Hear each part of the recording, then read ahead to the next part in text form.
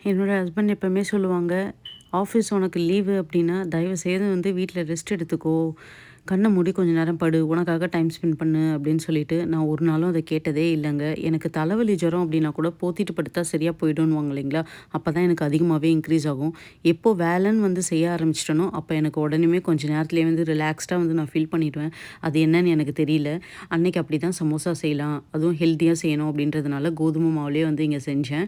So இங்க வந்து பார்த்தீங்க அப்டின்னா, நம்ம இந்தியன் ஸ்நாக்ஸ்லாம் அவ்வளவா வந்து அவைலபிளா இருக்காது. அவைலபிளா இருந்தாலும் எனக்கு பிடிச்ச அளவுக்கு டேஸ்டியா இருக்காது.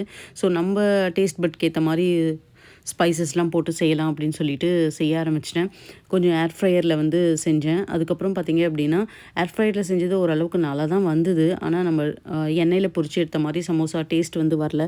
பட் அப்படி வரலனாலும் ஹெல்த்தியா சாப்பிட்டா உடம்புக்கு நல்லதாச்சே அப்படின்னு சொல்லிட்டு எல்லாரையும் வந்து உசுப்பேத்தி விட்டு சாப்பிடுங்க. அதுதான் நல்லது. இந்த மாரி ஹெல்த்தியா உங்களுக்கு கிடைக்காது அப்படின்னு சொல்லிட்டு அவங்களெல்லாம் சாப்பிட வச்சுட்டேன். அன்னையோட டேவும் சூப்பரா போச்சுங்க.